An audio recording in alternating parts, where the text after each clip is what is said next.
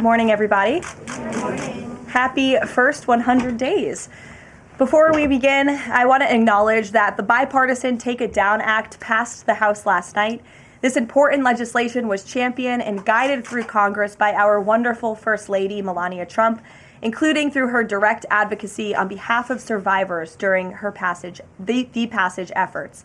The Take It Down Act criminalizes the publication of non-consensual intimate imagery and requires social media and similar websites to remove such content within 48 hours of notice from a victim. The First Lady thanks all those who voted in favor of this important legislation, and the President looks forward to signing it when it arrives on his desk. Today officially marks 100 days of promises made and promises kept by President Trump. This has truly been the most historic start to a presidency in American history. After building the greatest economy in the world in his first term as president, President Trump is in the process of doing that all over again. The American people trust in President Trump. Since his first day in office, President Trump has focused on defeating the Biden inflation crisis, bringing down the cost of living, and making the United States the best place in the world to do business, invest, create jobs, and innovate. And President Trump's efforts are working. 345,000 jobs have already been added since the start of President Trump's term. Last month's jobs report saw nearly 100,000 more jobs than economists predicted, and it was the fourth highest month for private payroll growth in the past 2 years. 9,000 manufacturing jobs have been added to the economy already. This is a sharp contrast to the 6,000 manufacturing jobs that were lost each month in the final 2 years of the Biden administration. The U.S. employment rate remains at historic lows. And thanks to President Trump, Americans are seeing price relief for the first time in years. The last inflation report showed the first consumer price decline since the COVID pandemic, a decrease in energy prices, and real average hourly wage growth. President Trump is delivering on his promises to lower costs for American families and businesses. Prices across the board for everyday goods have seen declines since this president was inaugurated. From airfare to used motor vehicles to prescription drugs, prices are dropping. In fact, last month's drop in the price of prescription drugs was the largest ever recorded. And after Joe Biden botched the response to the bird flu, President Trump and Secretary Rollins' aggressive plan have brought down wholesale egg prices more than 50% from Inauguration Day. President Trump ended Joe Biden's reckless war on American energy and fossil fuels and has restored American energy dominance. And Secretary Wright, Secretary Doug Burgum are working hard on that effort every single day. Oil and gas prices are now way down because of this bold approach. Gasoline prices down 7%, energy prices are also down as well. The Department of Interior just announced a new offshore drilling policy that will boost oil production in the Gulf of America by 100,000 barrels per day. On the deregulation front, President Trump is committed to cutting senseless red tape, especially for America's small business owners who are the backbone of our economy. We know cutting regulation leads to lower costs and higher growth. The mass deregulation effort by this administration will help usher in the golden age of America, which is underway. Immediately upon taking office, President Trump blocked all of the unfinalized Biden-era rules, saving Americans more than $100 billion, or $2,100 per family of four over the next decade. And the president also launched a bold multi-agency effort to roll back existing federal regulations that drive up the cost of living on hardworking families. This effort is projected to yield significant cost savings in the coming months, including the EPA's rollback of tailpipe emission rules for light-duty and medium-duty vehicles and the Department of Transportation's latest corporate average fuel economy standards. These two efforts alone yield $755 billion in total savings, or more than $8,800 per family of four over the next decade. In total, the combined savings from all of these actions equal just over $935 billion, or nearly $11,000 in real savings per family of four per the coming decade. The press is not talking nearly enough about the positive impact of President Trump's deregulation campaign. And investments from the biggest companies and countries in the world are pouring in under this president. So far, total investment commitments under the Trump administration have reached more than $5 trillion.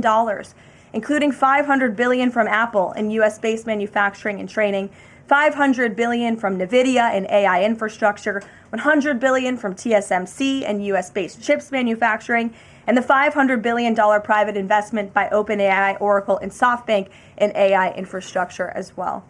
All of these investment commitments are estimated to generate at least 451,000 new high-paying jobs for American workers and families. At this point, President Trump has secured more investments in the United States of America in 100 days than Joe Biden did in 4 years. President Trump is America's businessman in chief, and that's why these trillions of dollars in investments are flooding to our country. The business community is bullish on America because President Trump is back in charge. Tomorrow, the president will host CEOs and leaders from several companies that have made these investments to tout their historic commitments to our country and encourage others to follow suit. Under President Trump, there has never been a better time to invest in America. And the president finally said enough is enough and refused to allow America and our workers to be ripped off any longer on trade. President Trump implemented powerful tariffs to end the era of economic surrender and to rebalance America's trading agreements. More than 100 countries have already come to the table looking to offer more favorable terms for America and our people. There has never been a president who has created his own leverage like this president, and we are just getting started. Republicans in Congress are getting very close to passing President Trump's one big, beautiful bill, which will include the largest tax cuts in American history, strong border security measures, major military advancements, dramatic deregulation, and common sense spending reforms. As President Trump has said before, the best is yet to come. For more on President Trump's economic successes so far and the plans ahead, I want to pass it off to our incredible Treasury Secretary, Scott Bessent, who is here today, and we will open it up to questions. In our new media seat, we have Brendan Peterson, the financial services reporter for Punchbowl News. Punchbowl News covers power, people, and politics based in Washington, D.C., laser focused on Capitol Hill, the politics of legislating, founded in 2021, and it is the first newsletter that Capitol Hill and the White House reads every morning in the middle of the day and throughout the evening. Thanks for being here with us, and we'll start with you today. Thanks so much for being here. I have a question for Secretary Bessent. On tariffs, the president said over the weekend that we are hoping that maybe tariff revenues could replace income tax. But we also keep hearing about the deals that the administration is pursuing. So my question is, what is the White House's ultimate objective here? Do you want to have long-term tariff revenue or deals that might reduce those tariffs? I think it's a combination of both. So we're going to take in long-term tariff revenue. We put a process in place. We have 18 important trading relationships. We will be speaking to all of those partners, or at least 17 of them, over the next few weeks. Many of them have already come to Washington. What President Trump is referring to is the ability for tariff revenue to give income tax relief. And I think there's a very good chance that we will see this in the upcoming tax bill. The president campaigned on no tax on tips, no tax on Social Security, no tax on overtime, and the restoring interest deductibility for autos, for American-made autos. So tariff income could be used for tax relief on all of those immediately. So you think that there is a role for significant tariff revenue in U.S. fiscal policy? I think that it is something that got put away a long time ago, and I think that tariffs will bring back American manufacturing and generate substantial revenues. On manufacturing, we've seen some pretty grisly surveys this month from the Philly Fed, which saw the biggest drop since May of 2020, and the Dallas Fed, similar plunging outlook, poor shipping orders. What are American manufacturers not understanding about your push for onshoring in the U.S.? Well, I think I was in the investment business 35 years, and I learned to ignore the survey data and look at the actual data, and the actual data has been quite good. The job data is good. Americans keep spending. And as Karoline said, we have these incredible commitments to bring manufacturing back on shore with record investment by domestic corporations and foreigners who want to come into the U.S. Thank you so much, Caroline. Thank you, Mr. Secretary.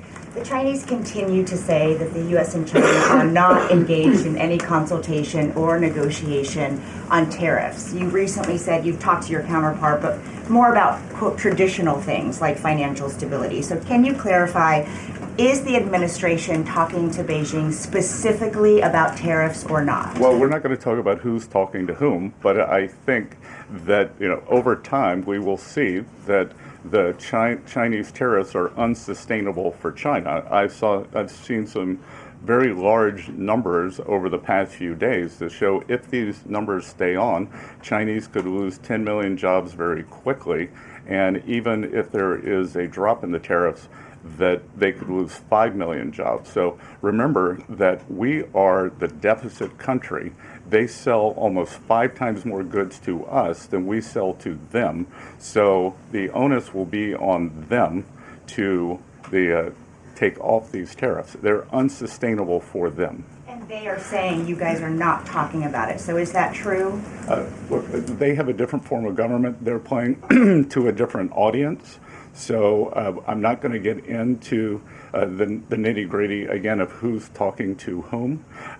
But as I said, I believe for the Chinese, these tariffs are unsustainable. And very quickly, 2 days ago, you said you didn't know if President Trump had spoken to Xi Jinping. Do you know now? Again, I would say Caroline and I have a lot of jobs around the White House. Running the switchboard isn't one of them. Bloomberg, go ahead. Secretary Bessent, thank you so much for being here this morning. You've talked about the importance of giving investors certainty when it comes to the market, yet the Trump administration is continuing to negotiate several complex trade deals in a very sort of compressed time frame. When do you expect you'll be able to give the market some certainty around those deals? Do you have a deadline? Is it the 90-day pause? What are we looking at here? Good question. And I think one thing that has been a little disconcerting for the markets is, President Trump creates what I would call strategic uncertainty in the negotiations. So he is more concerned about getting the best possible trade deals for the American people. We had 4 years of bad deals for decades of unfair trading, and we are going to unwind those and make them fair. What we are doing is we've created a process. I think the aperture of uncertainty will be narrowing, and as we start moving forward announcing deals, then there will be certainty.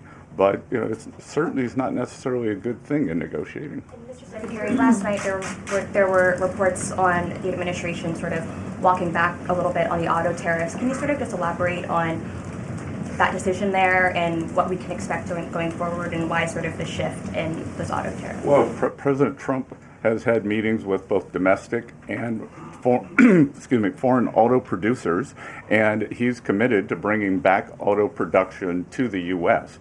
So we want to give the automakers a path to do that quickly, efficiently, and create as many jobs as possible. Jasmine.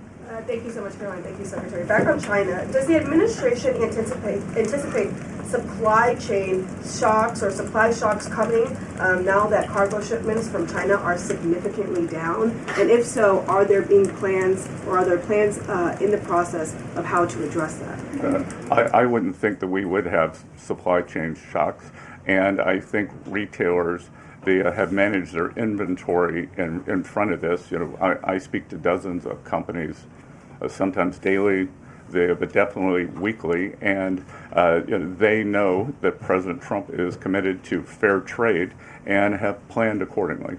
And then second question, can you outline the timeline for when you think some of these deals, particularly with your Asian countries like India, Japan, South Korea, you may have an announcement? I'm glad you brought up our Asian trading partners and allies. They have been the most forthcoming in terms of doing the deals. As I mentioned, Vice President Vance was in India last week. I think that he and Modi made some very good progress, so I could see some announcements on India. I could see the contours of a deal with the Republic of Korea coming together, and then we've had substantial talks with the Japanese. Andrea? Secretary Bessent, just continuing on the path of the sort of like progress. You said yesterday, I think, that it was could happen as early as this week or possibly next week. Can you give us a bit of a timetable? And then I wanted to ask about South Korea specifically. They've said that they probably won't be able to make a comprehensive deal until early July because of their elections. Japan also has elections. And to what extent are domestic factors complicating your efforts? Canada just had an election.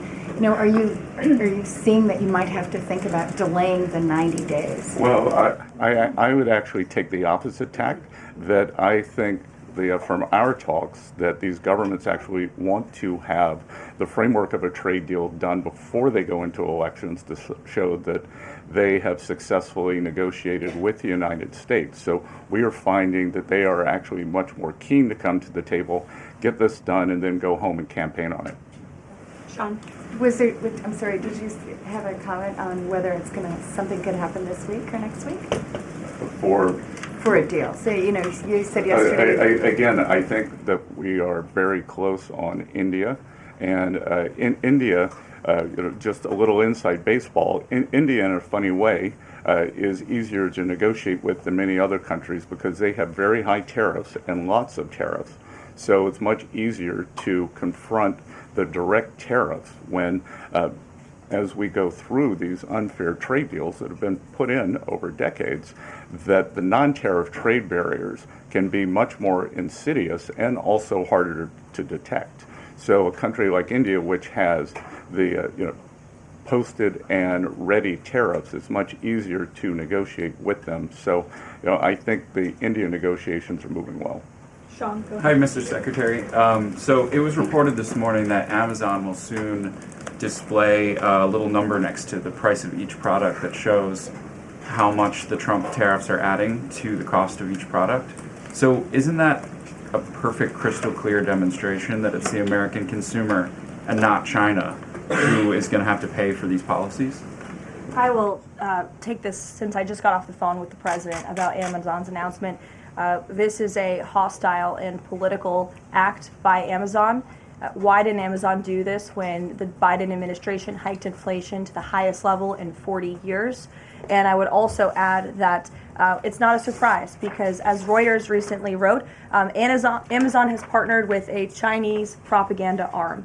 So this is another reason why Americans should buy American. It's another reason why we are onshoring critical supply chains here at home to shore up our own critical supply chain and boost our own manufacturing here. Is Jeff Bezos still a Trump supporter? Look, I will not speak to the president's relationships with Jeff Bezos, but I will tell you that this is certainly a hostile and political action by Amazon. And Secretary, if you have anything to add. Yeah, I would also add that the bringing down the terrible Biden inflation has been a priority for the first 100 days of the Trump administration, and President Trump has done a great job of leading that since January 20th. Interest rates, mortgage rates are down, gasoline and energy prices are down. We're expecting the further decreases. And as Karoline said, the big tax on consumers that goes unnoticed is deregulation or regulation, and we are deregulating and bringing that down. So, from a household income point of view, we would expect real purchasing increases. We've seen them over the first 100 days, and we would expect that to accelerate. We are doing peace deals, trade deals, tax deals, and deregulating. And the deregulation is a longer lead time, but I think by the third and fourth quarters, that's really going to kick in. Kelly, go ahead. Thank you, Caroline. A question for you and Secretary Bessent. We talk a lot about volatility and uncertainty in the marketplace, and the president has stated all along that he's more concerned about mainstream America, the American worker. You just talked about deregulation and this entire fair trade and reciprocals. What is your message to the American people in terms of letting them get through this disturbance and the outcome being greater and a greater good for the American worker, the American people, the American families? I would say trust in President Trump. There's a reason he was reelected to this office. It's because of the historic success of his economic formula in the first term, and as I laid out at the beginning of the briefing and the Secretary has talked about and the President talks about every day, there's a proven formula that works. Massive deregulation, energy independence, and tax cuts, which are coming. And the Secretary is working very hard on that with our counterparts on Capitol Hill. If you want to talk about that, that's a huge deal to put more money back into the pockets of hardworking Americans. As for the fair trade deals the President is trying to negotiate, he's not just righting the wrong of the mess that he inherited from the past 4 years of the Biden administration. This is a mess that has been created for the past 4 decades that has sold out the middle class, that has moved jobs overseas. You think about our heartland, middle America, what towns used to look like, what they look like today. President Trump wants to restore the golden age, and it's a process to do that. And that process is underway, but he's put together a fantastic trade team. Secretary Bessent, Secretary Lutnick, Jamieson Greer, all working incredibly hard on this effort 24/7. But tax cuts are coming, and that's key. And Mr. Secretary, why don't you talk a little bit about that? Yep. So it's really a three-legged stool in the economic policy. It's trade, it's tax, and it's deregulation. So we are in the midst of addressing, as Karoline said, these long-term trade imbalances. The tax bill is going much better than I would have thought when I took office on January 28th, and that's through President Trump's leadership. That Speaker Johnson, Leader Thune are united. Speaker Johnson, we had a very good meeting yesterday with something called the Big Six, NEC Director Kevin Hassett, myself, Speaker Johnson, Leader Thune, Committee Chairman Jason Smith, and Senator Crapo.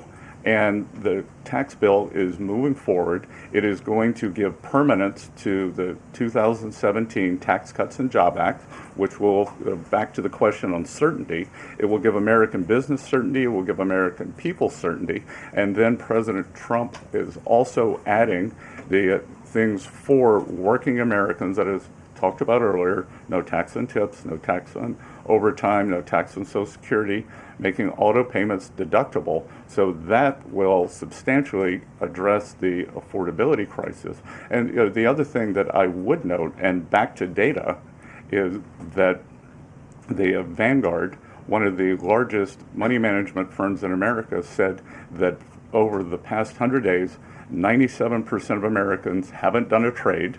And in fact, individual investors have held tight while institutional investors have panicked. So individual investors trust,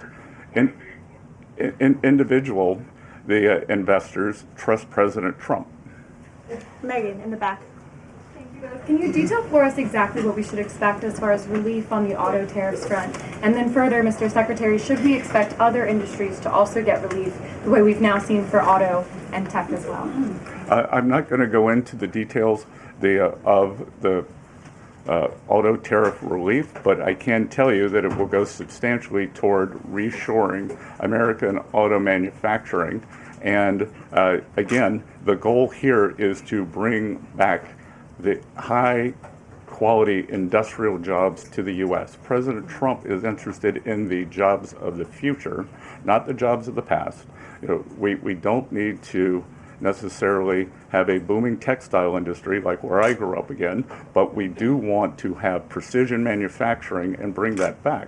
And another important, very important function of this that does not get talked about enough is national security. President Trump, his overriding the concern and belief is that economic security is national security is economic security. And we saw during COVID that our supply chains got cut off.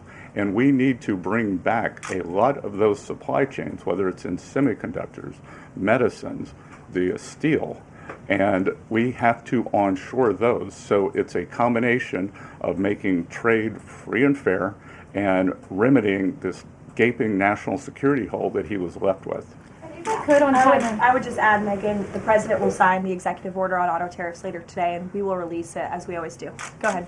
Secretary, any updates on the negotiation with the European Union, and is it hard to negotiate with the European Union? Pardon? Do you have any updates on the negotiation with the European Union? I'm more involved in the Asian negotiations. My observation would be, goes all the way back to Henry Kissinger's statement, when I call Europe, who do I call? So we're negotiating with a lot of different interests. Some of the European countries have put on an unfair digital service tax on our big internet provider. France and Italy, other countries, Germany and Poland, don't have that. So we want to see that unfair tax of one of America's great industries removed. So it's going to be a give and take. So they have some internal matters to decide before they can engage in an external negotiation. Edward. Yeah, thanks, Caroline. Mr. Secretary, so contacts I have in the business community say that they're basically frozen for long-term investment because of the uncertainty around tariffs. How long do you think President Trump has to make a deal before there's damage to the economy? Look, I think that what we're seeing is that business leaders, they've gone into a pause, and I think we're going to give them great certainty on this tax bill. And I think over the next couple of weeks, as I said, we have 18 important trading relationships. We'll put China to the side. 17 they are in motion. And then, as I said yesterday, I think there's a very good chance we're going to get this tax bill done. And the tax bill is going to be very powerful for domestic U.S. investment. So what we are going to do, one of the most powerful parts of President Trump's 2017 tax bill was full expensing of equipment. We are going to make that, as President Trump said in his speech to Congress, that will be retroactive to January 20th. The other thing that we are looking to add is full expensing for factories. So bring your factory back. You can fully expense the equipment and the building. We will couple that with deregulation, cheap energy, and regulatory certainty, and that will continue to make the U.S. the greatest destination for domestic and foreign investment. And the president, well, if I can follow, just the president said that world leaders would like to meet with him in Rome, in Vatican City, about trade. Other than President Zelensky, who did the president meet with, and about trade, and when could we get some of those deals? The president met with President Zelensky, as you know, which we talked about, and the president continues to be engaged with his fellow leaders around the world in the European Union. You've seen many of them visit the White House. I want to harp on, in closing, the point the Secretary just made. On the campaign trail, the president promised the American public that he was going to make America the best country in the world to do business again. The lowest taxes, lowest regulation, lowest energy costs of anywhere in the world. And if you do business in the United States, you won't pay a tariff, you won't pay a price. That's not just good for companies around the world, but it's good for the American worker. That's what this team is focused so hard on every day. We have work to do. The golden age of America is underway. But as I pointed out in the beginning, there's a lot of reason for the American consumer, the American CEO, the American small business owner to be confident and optimistic about this president and where we're headed. So you will hear more from the president himself later this evening. He is traveling to Michigan, as you all know. He'll make a stop at the Air Force Base with Governor Whitmer, and then we will head to a rally tonight where you'll hear more from him directly. So we'll see you in Michigan. Thank you, guys. Thank you.